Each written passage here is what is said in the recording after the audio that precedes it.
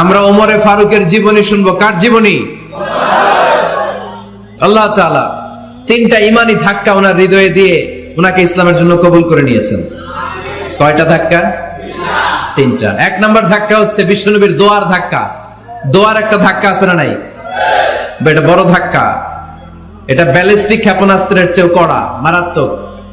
Missile হামলা করলে যেমনি লক্ষ্যবস্তু ভেদ করে, দোয়ার মতো দোয়া করলেও দোয়া যে লক্ষ্যবস্তুতে আঘাত হানে, ঠিক কিনা?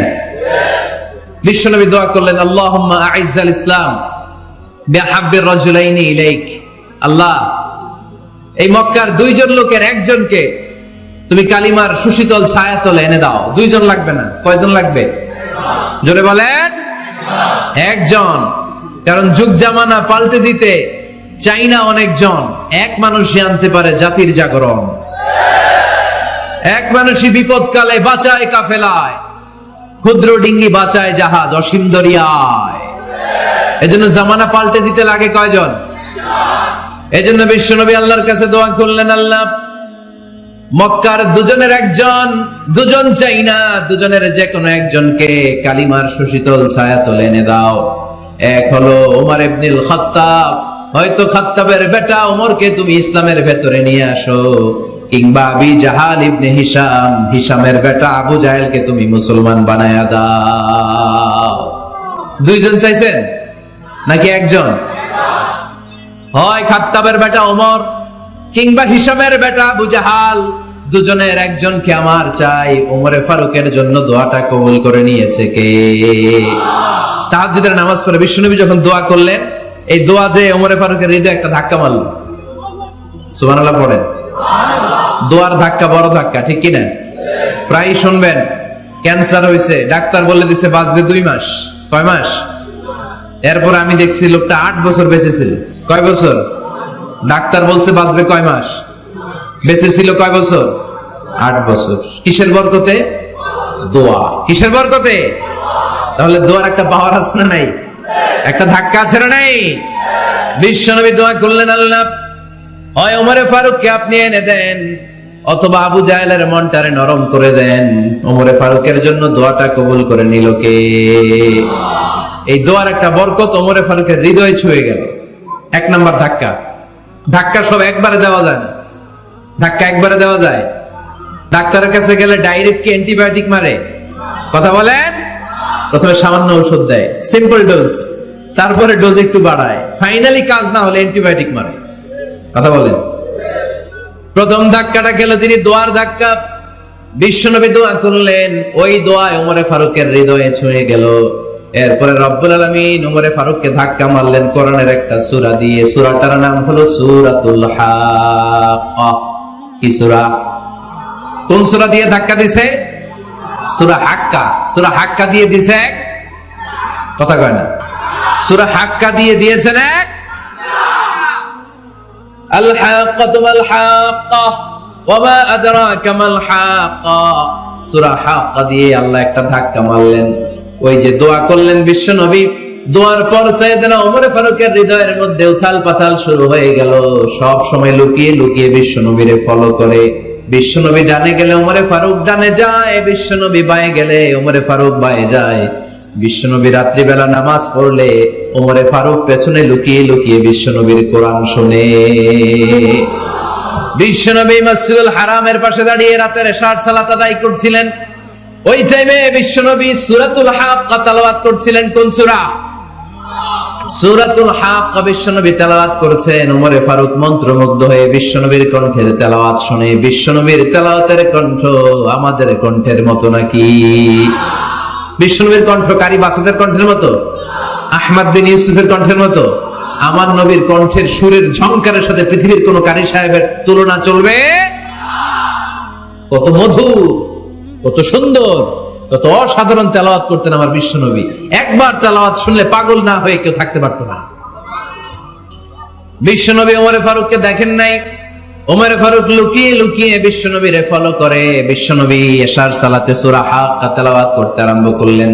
তেলাওয়াত করতে করতে করতে করতে বিশ্বনবী সামনের দিকে যেতে লাগলেন। বিশ্বনবীর চমৎকার কণ্ঠের তেলাওয়াত শুনে ওমরে ফারুক মুগ্ধ হতে লাগলো। ওমরে ফারুক অবাক, কিরে এত সুন্দর শব্দের গাঁথনি, এত সুন্দর বাক্য, এত সুন্দর অন্তমিল, এত সুন্দর কথা, এটা কবিতার মতো লাগে, মনে হয় মোহাম্মদ কবি হয়ে গেছে। কি হয়ে গেছে সবাই বলেন? মনে হয় মোহাম্মদ কবি হয়ে গেছে, কাব্য প্রতিভা দিয়ে নিজেই কবিতা বানাইছে। ওমরে ফারুক যখন মনে মনে ভাবলেন এগুলো মনে হয় মোহাম্মদ কবিতা পড়ে, মোহাম্মদ মনে হয় কবি হয়ে গিয়েছে। ইন দা মিন টাইম বিশ্বনবী তেলাওয়াত করছিলেন সূরা হাক্কা থেকে, ওয়ামা হুয়া বিকাউলি শাইরিন ক্বালিলাম মা তুমিনুন। এই আয়াতের অর্থ হলো এটা কোনো কবির বানানো কবিতা নয়, তোমরা অল্প সংখ্যক লোকই এই কোরআনের উপরে ঈমান আনো। সুবহানাল্লাহ পড়ে। বিশ্বনবী ওমরে ফারুককে দেখছে নাকি? কথা কয় না, দেখেছে না? বিশ্বনবীর মতো তেলাওয়াত করে যাচ্ছে। ওমর ফারুক যখন মনে করলেন কি রে এই কথাগুলো এত সুন্দর, এটা মনে হয় কবিতা। ইন দ্য মিন টাইম বিশ্বনবী যে আয়াতটা তেলাওয়াত করছিলেন, কোইন্সিডেন্টলি দৈবাত মিলে গিয়েছে। ওই আয়াতের অর্থ ছিল এটা কোনো কবির বানানো কবিতা না, খুব অল্প সংখ্যকই তোমরা ঈমান আনো। এবার তো ওমর ফারুক আটকে উঠলেন, ঘটনা কি? আমি মনে মনে ভাবলাম মোহাম্মদ কবি, আর যেটা পড়তেছে এটা কবিতা, কিন্তু মোহাম্মদ আমার দেখেও নাই, কিন্তু বলতেছে এটা কবির বানানো কবিতা না।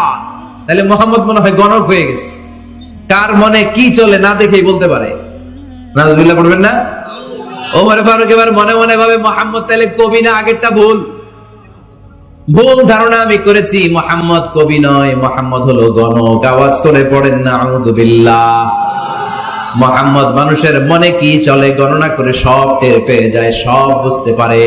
বিশ্বনবী তখন যে আয়াতটা তেলাওয়াত করছিলেন সেটা হলো ওয়ালা বিকাউলি কাহিনিন ক্বালিলাম মা তাযাক্কারুন। বিশ্বনবী তখন যে আয়াতটা তেলাওয়াত করছিলেন এই আয়াতের অর্থ হলো এটা কোনো গণকের বানানো কথা নয়, খুব অল্প সংখ্যক লোকই তোমরা উপদেশ গ্রহণ করো।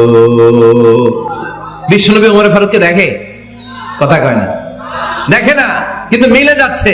ওই আয়াতের পরের আয়াতটা ছিল এটা গণকের বানানো কোনো গণনা নয়, খুব অল্প সংখ্যকই তোমরা ঈমান আনো। এবার তো ওমর ফারুক বেহুশ। হায় হায়, প্রথমে ভাবলাম কবিতা, সে পড়ে যাচ্ছে না কবির বানানো কবিতা না। এরপর মনে মনে ভাবলাম মনে হয় গণক, সে বলে না এটা গণকের বানানো গণনা নয়। তাহলে এটা কি? এটা কি? কি এটা? কি পড়ে মুহাম্মদ, যার কণ্ঠের তেলাওয়াত শুনলে মানুষ পাগল হয়ে যায়। বিশ্বনবী তখন পড়তে আরম্ভ করলেন তানজিলুম মির রাব্বিল আলামিন। এর মানে হলো এটা কবিতা না, এটা গণকের বানানো গণনা না, মানুষের বানানো কিচ্ছু না, এটা গোটা বিশ্বের রব আল্লাহ পাকের বাণী। সুবহানাল্লাহ পড়ে। এই 2 নাম্বার ডোজ করলো। প্রথম ডোজ পড়ছে দোয়ার ডোজ। প্রথম ডোজ কিসের? দোয়া। 2 নাম্বার সূরা হাক্কা দিয়ে আল্লাহ দিলেন এক ধাক্কা। এই সূরা হাক্কার ওই ঘটনার পর ওমরে ফারুক তো পাগল পড়া, কি ঘটে গেল আমার সাথে ওই দিন। আমি মনে মনে যা ভাবি সব মোহাম্মদ বুঝে। আল্লাহ 2 নাম্বার ডোজ দিলেন সূরা হাক্কা দিয়ে এক ধাক্কা। সুবহানাল্লাহ পড়েন। এরপর ওমরে ফারুক প্রায় বিশ্বনবীর কথা ভাবেন, বিশ্বনবী কোথায় যান লুকিয়ে লুকিয়ে দেখেন। এবার রব্বুল আলামিন ভাবলেন এবার সূরা তাহা দিয়ে আমি 3 নাম্বার ডোজ দিয়ে দিব। পড়েন সুবহানাল্লাহ। এবার 3 নাম্বার ডোজ পাবেন, কিন্তু শয়তান ওয়াসওয়াসা দিচ্ছে, ওমরে ফারুক যাও, মক্কায় ঘোষণা হয়েছে মুহাম্মদের কল্লা এনে দিতে পারলে এত এত স্বর্ণ মুদ্রা। শয়তানের ওয়াসওয়াসায় আবার ভুল পথে হাঁটতে লাগলেন সাইয়েদনা ওমর। নাঙ্গা তরবার নিয়ে বিশ্বনবীর মাথা কাটার জন্য বের হয়ে গেলেন। বনু জাহারা গোত্রের একটা লোক বলে, ওমর তুমি কোথায় যাও?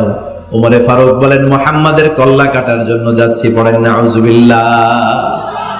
আবু জাহারা গোত্রের লোক বলে তুমি মুহাম্মাদের কল্লা কাটতে যাও? আরে তোমার বোন ফাতিমা বিনতে খাত্তাব আর তোমার বোনের জামাই সাঈদ, এরা তো দুজন কালিমা পড়ে মুসলমান হয়ে গেছে। আরে মুহাম্মাদের কল্লা পরে কেটো, আগে ঘর সামলাও। যে ওমর, আগে ঘর সামলাও, পরে তুমি মুহাম্মাদের কল্লা কাটতে যাও। ওমরে ফারুক রেগে গেলেন, রাস্তা ঘুরিয়ে বাড়ির দিকে চলতে আরম্ভ করলেন। রাগে তিনি গড়গড় করছেন। ওমরে ফারুকের বোন ফাতিমা বিনতে খাত্তাব, বোনের জামাই সাঈদ, তাদের 2 জনকে খাব্বাব রাদিয়াল্লাহু তাআলা আনহু সূরা তাহা ঘরের ভিতরে তেলাওয়াত করে শোনাচ্ছিল। পড়েন সুবহানাল্লাহ। সূরা তাহা দিয়ে আল্লাহ একটু পরে ধাক্কা মারবে আরেকটা। ওমরে ফারুক যখন আসলেন, ওমরে ফারুকের আওয়াজ শুনে খাব্বাব রাদিয়াল্লাহু তাআলা আনহু লুকিয়ে গেলেন। ওমরে ফারুক দরজার মধ্যে কড়া নাড়লেন, বোন বলে, কে তুমি? সাইয়েদনা ওমর বললেন, আমি ওমর। খুলে দেওয়া হলো। ঘরের ভেতরে ঢুকেই কথা নাই বার্তা নাই, নিজের আপন বোনকে মারতে শুরু করলো ওমর। বোন জামাইকে আঘাত করতে শুরু করলো। মারতে মারতে নিজের কলিজার টুকরা বোনকে, বোনের জামাইকে সাইয়েদনা ওমরে ফারুক পিটাতে পিটাতে রক্তাক্ত করে ফেললেন। গা দিয়ে ফিনকি বের হয়ে যখন রক্ত বের হয়, সাইয়েদনা ওমরে ফারুকের দিলের মধ্যে মায়া তৈরি হয়ে যায়। সাইয়েদনা ওমরে ফারুক বললেন, আমার কলিজার টুকরা বোন আর বোন জামাই, তোরা কেন মুহাম্মাদের কথায় পাগল হলি? বুঝলাম না কেন মক্কার লোকগুলো পাগল পড়া হয়ে সব মুহাম্মাদের দলে চলে যায়। কি এমন কথা মুহাম্মদ তোদের শোনায়, কি এমন বাণী তোদের শোনায় যে বাণী শুনে সব তোরা মুহাম্মাদের দলে চলে গেলি? কি আছে মুহাম্মাদের কাছে? কি কি জাদুটা? কি কি জাদু পেলি সেখানে? আমার একটু দেখা। বোন ফাতেমা বলে, না ভাই, ইন্নাকা রিজিস, তুমি নাপাক। লা ইয়ামাসসুহু ইল্লাল মুতাহহারুন, পাক পবিত্র না হয়ে আল্লাহর এই কালামে স্পর্শ করা যায় নাকি? আওয়াজ করে বলেন, স্পর্শ করা যায়? ভাই তুমি গোসল করে আসো, তাহলে তোমার হাতে তুলে দিব, তুমি পড়লেই বুঝতে পারবা কি আছে আল্লাহর এই কোরআনে। সুবহানাল্লাহ পড়েন। সাইয়েদনা ওমর ফারুক গোসল করে আসলেন। বোন এবার সূরা তাহা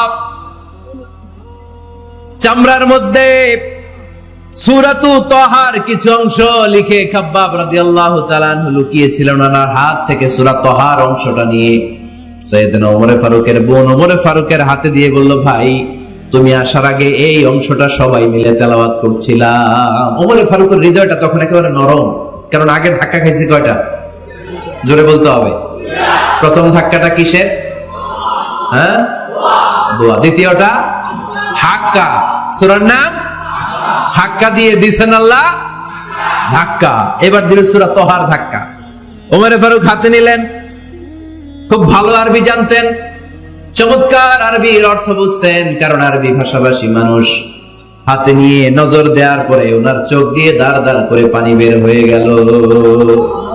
ওমর ফারুক আয়াতগুলোর দিকে তাকিয়ে পড়তে আরম্ভ করলেন। তাহা মা আনজালনা আলাইকাল কুরআনা লিতাশকা ইল্লা তাযকিরাতান লিমান ইয়াখশা তানজিলাম মিম্মান খালাকাল আরদা ওয়াস সামাওয়াতিল উলা। পড়েন সুবহানাল্লাহ। উনি পড়তে আরম্ভ করলেন, তাহা মা আনজালনা আলাইকাল কুরআনা লিতাশকা, এই কোরআনকে হতভাগা জাতি হিসেবে থাকার জন্য তোমাদের উপর নাজিল করি নাই। তানজিলাম মিম্মান খালাকাল আরদা ওয়াস সামাওয়াতিল উলা, এটা ওই রবের পক্ষ থেকে, ওই সত্তার পক্ষ থেকে নাজিল হয়েছে যেই রব জমিন তৈরি করেছেন, যেই রব বিশাল সুবিশাল আকাশও তৈরি করেছেন। সুবহানাল্লাহ পড়েন। সূরা তাহার এই চমৎকার অসাধারণ শব্দ গাঁথনি দিয়ে এই আয়াতগুলো যখন পড়তে আরম্ভ করলেন, ওমর ফারুক আর নিজের উপর ব্যালেন্স রাখতে পারলেন না, আর ধরে রাখতে পারলেন না। এবার ডাইরেক্ট অ্যাকশন। এবার কি? এবার কি? 3 নাম্বার ধাক্কা খেয়ে, সূরা তাহার ধাক্কা খেয়ে আর সামলাতে পারলেন না, পাগলের মতো হয়ে গেলেন। বলতে আরম্ভ করলেন, আইনা মুহাম্মদ, মুহাম্মদ কোথায়? সাইয়েদনা খাব্বাব বললেন, বিশ্বনবী সাফা পাহাড়ের পাদদেশে দারুল আরকাম ইবনে আবিল আরকামের ঘরে বসে বসে লুকিয়ে লুকিয়ে কোরআনের দাওয়াত দিচ্ছে। ওমর, তুমি যদি মুহাম্মদ সাল্লাল্লাহু আলাইহি ওয়াসাল্লামের দেখা পেতে চাও, তাড়াতাড়ি দারুল আরকামের ঘরের দিকে ছুটে যাও। ওমর ফারুক তলোয়ার নিয়ে ছুটলেন, পাগলের মতো ছুটলেন, আর ধৈর্য ধারণ করতে পারেন না। বিশ্বনবীর নূরানী চেহারাটা একবার দেখার জন্য পাগলের মতো ছুটতে আরম্ভ করলেন। ওমর ফারুককে দারুল আরকামের কাছে আসতে দেখে বিশ্বনবীর চাচা হামজা ইবনে আব্দুল মুত্তালিব এসে বলে, নবী তাড়াতাড়ি দারুল আরকামের ঘর থেকে আপনি পালিয়ে অন্য কোথাও চলে যান। ওই যে ওমর ইবনে খাত্তাব নাঙ্গা তলোয়ার নিয়ে আপনার উপর আক্রমণ করার জন্য ছুটে আসছে গো নবী। বিশ্বনবী বললেন, ও আমার সাহাবারা, ও আমার চাচা হামজা, সবাই আপনারা সরে যান, ওমরে আসতে দেন, ওমরে বাধা দিয়েন না। কারণ কিছুদিন আগে তাহাজ্জুদের নামাজ পড়ে আমি আল্লাহর কাছে একটা বিশেষ দোয়া করেছি, আমার মন বলছে ওই দোয়াটা আল্লাহ কবুল করতে শুরু করেছে। ওমর ফারুক চলে আসলেন, এসে কোনো কথা নাই, চিৎকার দিয়ে বললেন, আশহাদু আল্লা ইলাহা ইল্লাল্লাহ ওয়া আশহাদু আন্না মুহাম্মাদান আবদুহু ওয়া রাসূলুহু, আমি সাক্ষ্য দিলাম আল্লাহ এক অদ্বিতীয়, আল্লাহ ছাড়া কোনো ইলাহা নাই, নিশ্চয় আপনি মুহাম্মদ আল্লাহর বান্দা এবং রাসূল। সুবহানাল্লাহ পড়েন। এই কালমা শাহাদাতের ভেতরে আল্লাহর কথা, আমার নবীর কথা ঢুকিয়ে দিয়েছে কে? ঝিনুকের ভেতর লুকিয়ে থাকে যেমন মতি, ঝিনুকের ভেতর লুকিয়ে থাকে যেমন মতি, কালমা শাহাদাতে আছে আল্লাহর জ্যোতি, কালমা শাহাদাতে আছে আল্লাহর জ্যোতি। পড়েন, ঝিনুকের ভেতর লুকিয়ে থাকে যেমন মতি, ঝিনুকের ভেতর লুকিয়ে থাকে যেমন মতি, কালমা শাহাদাতে আছে আল্লাহর জ্যোতি, কালমা শাহাদাতে আছে আল্লাহর জ্যোতি। পড়েন আল্লাহু আকবার। ওই শাহাদাতের জ্যোতি সাইয়েদনা ওমর ফারুকের হৃদয়টারে উজালা করে দিল। দুনিয়ার সব ভয়কে পেছনে ফেলে এক আল্লাহর ভয়কে অন্তরে ধারণ করে আওয়াজ করে বললেন, আশহাদু আল্লা ইলাহা ইল্লাল্লাহু ওয়াহদাহু লা শারীকা লাহু ওয়া আশহাদু আন্না মুহাম্মাদান আবদুহু ওয়া রাসূলুহু। পড়েন সুবহানাল্লাহ। তিনটা ধাক্কা। কয়টা? সবাই বলতে হবে কয়টা? প্রথম ধাক্কাটা দোয়া, দ্বিতীয় ধাক্কা হাক্কা, তৃতীয় ধাক্কা সূরা তাহা। তিনটা ধাক্কার মাধ্যমে সাইয়েদনা ওমর ফারুককে মুসলমানদের লিডার বানায় দিল কে? ওমর ফারুক কালিমা পড়ে মুসলমান হয়ে গেছে। নও মুসলিম সাহাবাদের মধ্যে আনন্দের বন্যা বয়ে গেল। বিশ্বনবী খুশি হয়ে গেলেন, আল্লাহর শুকরিয়া করলেন, আল্লাহ তুমি আমার দোয়া ফিরিয়ে দাও নাই। আমি বলেছি দুজনের একজনকে চাই, তুমি ওমর ফারুককে দান করেছো। পড়েন আলহামদুলিল্লাহ। এবার ওমর ফারুক বিশ্বনবীর প্রশ্ন করলেন, নবী আলাসনা আলাল হক, আমি প্রশ্ন করি উত্তর দেন, আমরা কি সত্যের উপর নাই? বিশ্বনবী বললেন, বালা ওমর, আমরা এই সত্যের উপরে আছি। আমাদের কোরআন কি সত্য নয়? বিশ্বনবী বললেন, কোরআনও সত্য। আমাদের রব আল্লাহ কি সত্য নন? বিশ্বনবী বললেন, সত্য। ওমর ফারুক বললেন, তাহলে ফিমাল ইখতিফা, তাহলে লুকিয়ে লুকিয়ে আর গোপনে দাওয়াতি কাজ কেন? আপনি সত্য নবী, কোরআন সত্য কিতাব, আমার রব আল্লাহ সত্য, আর আমি ওমর কালিমা পড়ে মুসলমান হয়ে গিয়েছি, তাহলে ফিমাল ইখতিফা, আর লুকিয়ে লুকিয়ে কোরআনের দাওয়াত দিবেন কেন? বের হন, মক্কার শহরের মাঝখানে চলে আসেন, চিৎকার করে আমরা আল্লাহর নামের ঘোষণা দেব। বিশ্বনবী বললেন, না ওমর,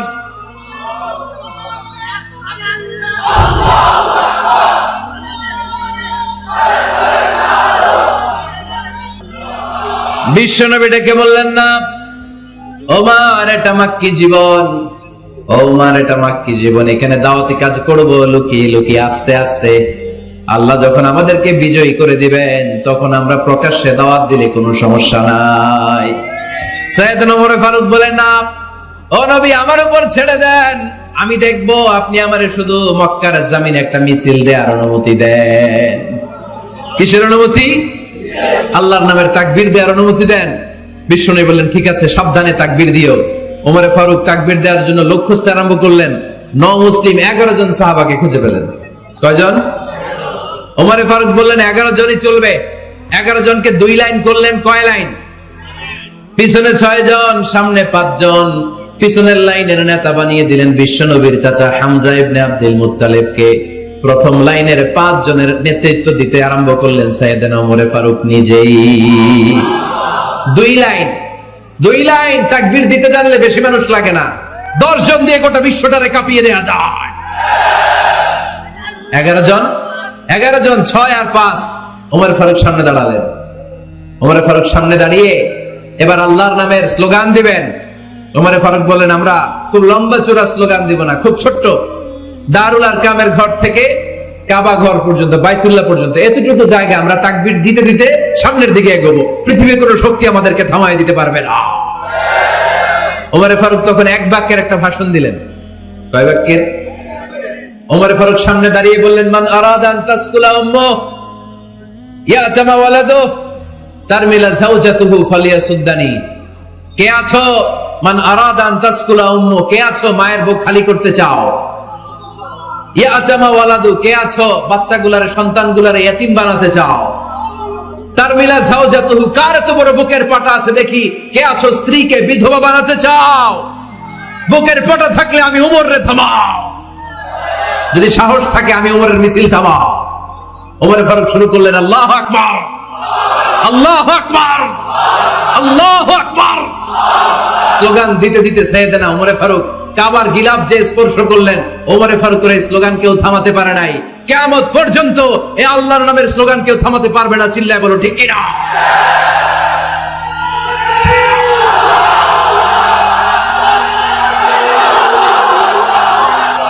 ওমর ফারুকের স্লোগান সেদিন মক্কায় কেউ থামাইতে পারছিল? আওয়াজ করে বলতে পারছিল? এখনো আল্লাহর নামের স্লোগান কেউ থামাই দিতে পারবে? কিয়ামত পর্যন্ত আমার রবের স্লোগান কেউ থামাতে পারবে? পারবে না। ওমর ফারুক স্লোগান দিলেন, আবু জাহেল, উতবা, শাইবা, ওয়ালিদ ইবনে মুগীরা আল্লাহু আকবার ধ্বনি শুনে বাইরে আসছে। কিরে এত বড় স্লোগান, আমাদের কাছ থেকে পারমিশন নেয় নাই, অনুমতি নেয় নাই। অনুমতি নেওয়া ছাড়াই স্লোগান শুরু। বের হয়ে দেখে মিছিলের সামনে ওমর। ওমর ফারুককে দেখে আবু জাহেল দিছে এক দৌড়, উতবা দিছে আরেক দৌড়, শাইবা দিছে বহু দৌড়। সুবহানাল্লাহ পড়বেন না? এজন্য ওমর বেশি লাগে না, ওমর লাগে একজন। চিল্লায় বলতে হবে ওমর ফারুক লাগে কয়জন? একজন। ওমরই গোটা বিশ্বের চেহারা পাল্টে দিতে সক্ষম। চিল্লায় বলেন ঠিক কিনা?